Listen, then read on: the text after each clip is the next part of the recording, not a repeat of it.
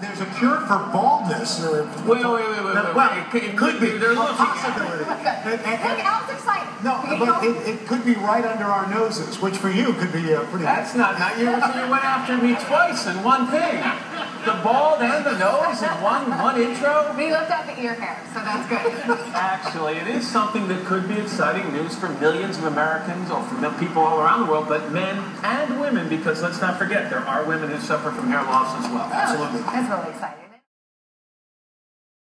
Potential new hope for the millions of Americans bedeviled by baldness. Here's NBC's Craig Melvin.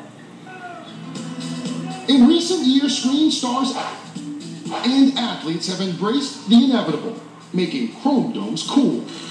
And now, there's the dashing royal landing a beautiful princess despite his thinning hair. Colin Watson is bald and proud. Shaved it off. Scott Evans started shaving it 15 years ago. Once you go bald, you don't go back. But not every member of the bald brotherhood is happy about losing their hair. Doctors like Mark Dower perform more than 100,000 hair replacement surgeries every year. And what I see in my patients is when we can restore the hair, not only does it make them feel better about themselves, but it restores their self-confidence.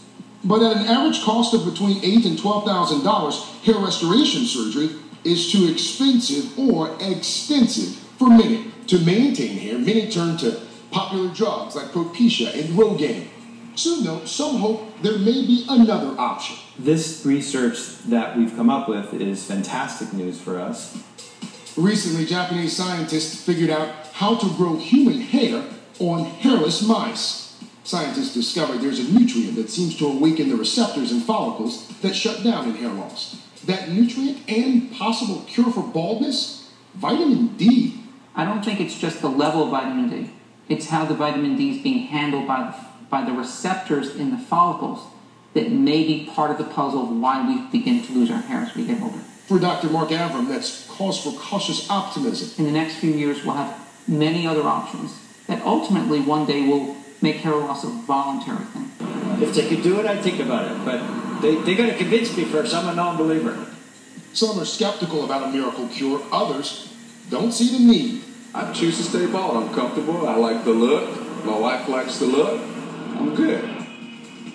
I like his look, too. That was NBC's Craig Melvin. Dr. Susan Taylor is a dermatologist. Doctor, good to see you. Good morning. Before we can talk about relief for people who have lost their hair, or dare I say a cure, let's make sure we understand more about what exactly causes people to lose hair. Sure, there are many different causes of hair loss, but the bottom line is that there are three phases of hair growth. There's the anagen or growth phase. That can last 2 to 5 years, but there's a sleeping phase. That's only supposed to last weeks or months, but sometimes it becomes permanent, and that can lead to baldness. So the follicle goes to sleep. That's right. And what is it about vitamin D that can actually reawaken that follicle? Well, what scientists have found is that vitamin D and the receptor, so that you can think of the receptor as a lock. Vitamin D is the key that fits into the lock, and that seems to cause hair to grow.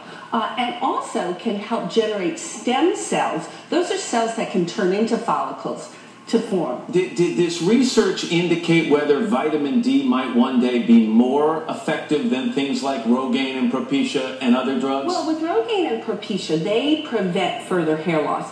Well, the hope is with vitamin D and activating the receptor, turning that receptor on to grow hair, that we can cure hair or we can take a bald scalp and grow hair. But now, what are we suggesting? That one day there will be an ointment of vitamin C? Are we going to be ingesting it? How are we going to get this into our systems? Well, we're not quite sure. So right now, all the science is done in the lab. It's done on animals and cell cultures. So we're really going to have to wait to see if it's actually vitamin D that's going to activate the receptor or other compounds. There's something called FEL1 that seems to activate that receptor. And I know there are a lot of bald men out there who want their hair back who are saying, are we suggesting that at one point you're going to get this vitamin D into your system and those hair follicles are going to be turned on immediately again? You're just going to start sprouting hair? Is this going to take months, years, what? We don't know.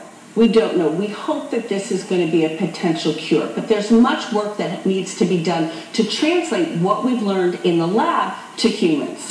Just a fun fact for our friends without hair. you lose about 100 hairs from your scalp every single day. That's right. Which means in about 2.5 weeks, I'm Mr. Clean. Just good. Doctor, thank you. Nice to see you. Thank you. It's a pleasure. Up next, Martha Stewart shares some creative uses for your family's summer photos.